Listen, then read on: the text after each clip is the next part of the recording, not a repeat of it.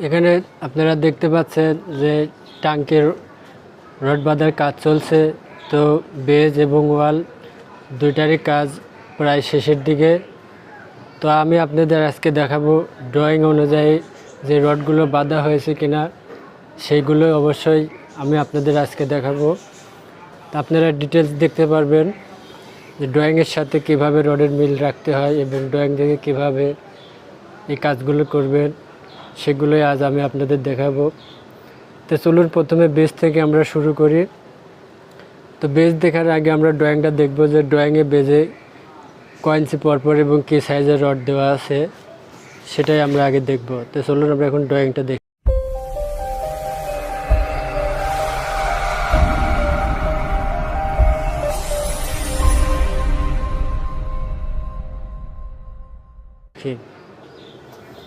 তো আপনারা এখানে যে ড্রয়িংটা দেখছেন এটা সেই ট্যাঙ্কির ডিজাইন।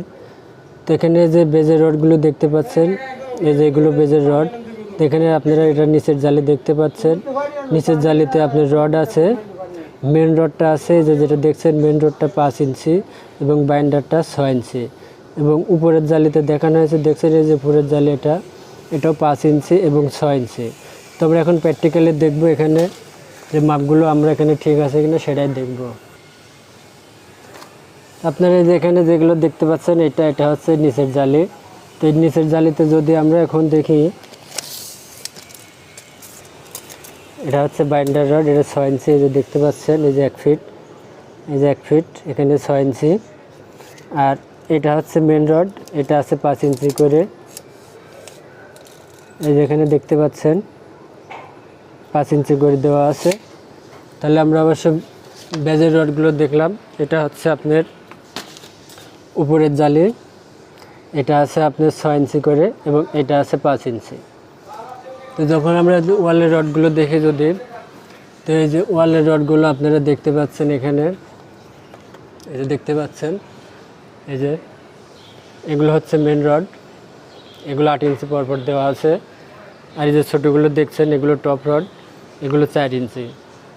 তো ডিজাইনটা যদি দেখি এখানে দেখুন, এই যে ডিজাইনটা দেখতে পাচ্ছেন আপনারা, এই যে ওয়ালের রড, এই যে দেখতে পাচ্ছেন এই যে 12 মিলি, এই যে দেখুন 12 মিলি 4 ইঞ্চি সেন্টার। এটা হচ্ছে আপনার টপ রড, এই যে এই পর্যন্ত শেষ। আর এটা হচ্ছে মেন রড, এই যে দেখুন 12 মিলি 8 ইঞ্চি সেন্টার। তো এখানে যে রডগুলো দেওয়া হয়েছে এটা হচ্ছে মেন রড, এটা মেন রড, এটা মাঝখানে টপ রড। এটা হচ্ছে 8 ইঞ্চি, এটা দিয়ে হচ্ছে 4 ইঞ্চি।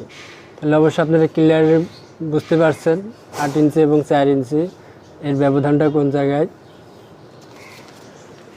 আশা করি অবশ্যই আপনারা বুঝতে পারছেন। আর ভিডিওটা যদি ভালো লাগে অবশ্যই একটা লাইক দিবেন। আর ভিডিও থেকে যদি কিছু শিখতে পারেন তাহলে অবশ্যই চ্যানেলটা সাবস্ক্রাইব করবেন। সবাই ভালো থাকবেন, ধন্যবাদ।